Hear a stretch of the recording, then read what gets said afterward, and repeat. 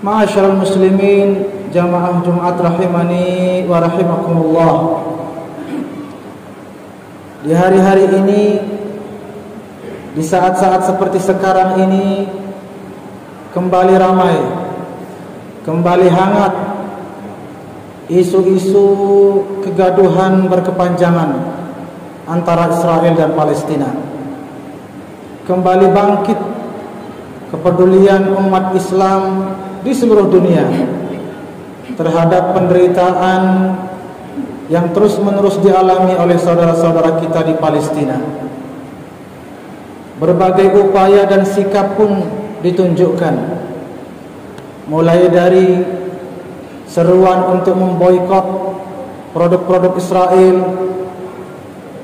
penggalangan dana, sampai kepada rencana-rencana untuk terjun berjihad secara langsung. Semua upaya-upaya itu tentu saja positif. Hanya saja pertanyaannya, tanda tanya besar yang patut untuk dilontarkan. Mengapa sampai saat ini, setelah bertahun-tahun bahkan berabad-abad lamanya, semua itu belum membuahkan hasil sebagaimana diidam-idamkan?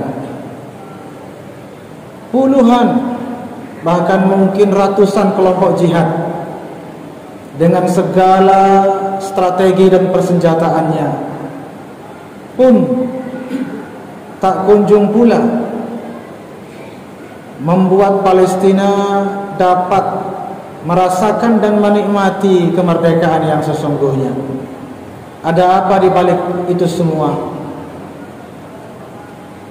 Dalam hal ini Al-Khatib mengajak kita semua untuk merenungi sebuah hadis sahih, riwayat Abu Daud, riwayat Ahmad dan lain-lain, di mana Rasulullah sallallahu alaihi wasallam bersabda, "Yushikul umamu an tada'a 'alaikum kama tada'al akalatu ila qas'atiha."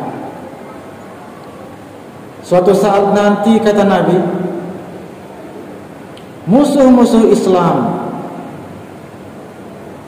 akan menerkam umat Islam sebagaimana sekelompok orang tengah menghabisi makanan di sebuah meja.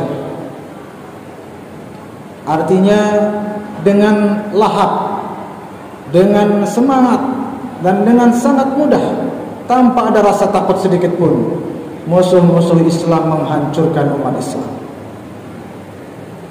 Seorang sahabat pun terheran-heran dan seraya bertanya, "Wa min qillatin nahnu yawma idzin?" Ya Rasulullah, apakah saat itu kami umat Islam berjumlah sedikit? Apakah kami ketika itu minoritas sehingga musuh-musuh Islam dengan mudahnya menaklukkan umat Islam? Ternyata Rasulullah sallallahu alaihi wasallam menjawab, "Bal antum yawma idzin katsir." Justru pada saat itu kalian sangat banyak, berjumlah sangat besar, bahkan mungkin mayoritas. Tetapi walakinnakum ghutha'un ka ghutha'is sail. Sayang, seribu kali sayang, kalian meskipun banyak, hanya saja tak ubahnya dengan buih lautan atau buih genangan banjir yang sangat banyak, tapi tidak berarti sama sekali. Kemudian Rasulullah SAW melanjutkan, "Wala yanza'anna Allahu min suduri aduwikumul mahabata minkum." Di dalam hati musuh-musuh Islam ketika itu tidak ada sedikit pun rasa takut kepada umat Islam. Walaupun jumlah mereka sedikit, walaupun mereka sangat sedikit, dan umat Islam sangat besar, tetapi mereka tidak takut sedikit pun kepada umat Islam. Apa sebabnya? Ma'asyiral muslimin rahimani wa rahimakumullah. Apakah militer kita lemah? Apakah politik kita lemah? Apakah ekonomi kita lemah? Ternyata Rasulullah SAW melanjutkan, wala yaqdhifanna fi qulubikumul wahn. Semua itu semata-mata karena di dalam hati kalian, umatku, umat Islam, ada yang namanya wahn. Sahabat pun bertanya, ya Rasulullah, wa mal wahn? Wahai Rasulullah, apa itu wahn yang ada di dalam hati kami kelak di akhir zaman nanti? Beliau menjawab, hubbud dunya wa karahiyatul maut. Cinta dunia dan benci kematian. Kesimpulan yang dapat kita petik dari hadis sahih ini kurang lebih bahwasanya kekuatan politik itu penting, kekuatan militer umat itu penting, kekuatan ekonomi umat itu penting, persatuan dan kesatuan umat juga sangat penting. Tetapi semua itu sungguh tiada guna, tidak ada artinya, tidak ada hasilnya, tidak ada manfaatnya apabila di dalam hati umat Islam masih ada juga yang namanya kekuatan hawa nafsu. Al-Imam Salahuddin Al-Ayyubi, siapa yang tidak mengenal beliau? Seorang pahlawan tangguh yang berhasil memerdekakan Palestina di abad ke-6 Hijriah. Banyak sekali yang mengkaji strategi-strategi beliau. Banyak kajian tentang bagaimana beliau menyiapkan pasukan, senjata dan segala sesuatunya untuk memerdekakan Palestina. Tetapi sangat sedikit yang mengetahui dan mengkaji rahasia di balik kemenangan yang diraih oleh Al-Imam Salahuddin Al-Ayyubi tersebut. Dalam sejumlah kitab, juga sewaktu Al-Khatib belajar di Mesir sekitar tahun 2011, ada seorang ulama besar, ulama terkemuka ilmu hadis, Profesor Dr. Ahmad Umar Hashim. Beliau juga pernah menjabat sebagai rektor Universitas Al-Azhar. Al-Khatib sendiri mendengarkan beliau suatu ketika di sebuah konferensi internasional menyampaikan dan menceritakan bahwa ketika Al-Imam Salahuddin Al-Ayyubi sudah menyiapkan pasukannya dan segala sesuatunya dan hendak memulaikan perjalanannya menuju Palestina, tiba-tiba dan tanpa diduga-duga ada seorang waliullah, seorang hamba Allah yang sufi memanggil beliau, ila aina ya Salahuddin? Kemana kamu pergi wahai Salahuddin?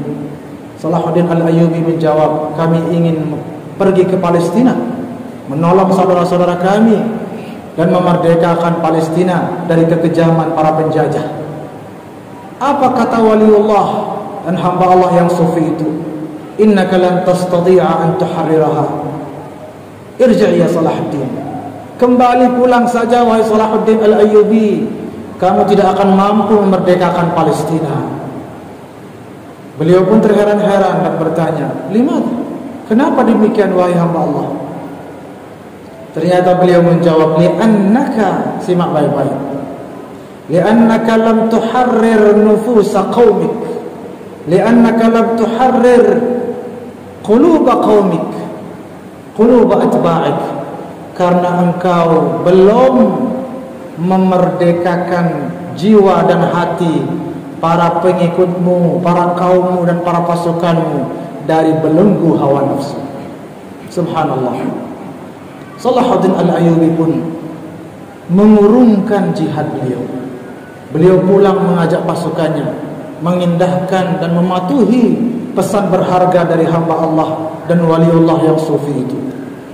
Beliau mengurungkan jihadnya karena beliau sadar bahwa jihad yang hendak beliau laksanakan adalah jihadul asghar, jihad yang kecil, dan beliau pulang menuju jihadul akbar, jihad yang besar.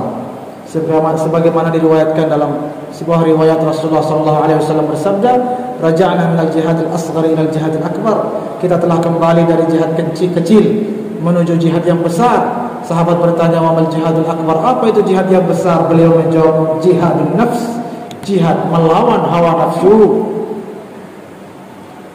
Nafsu adalah musuh yang paling berbahaya. sebagaimana dalam riwayat lain, in a'da'il mar'i nafsuhu allati baina jambayhi.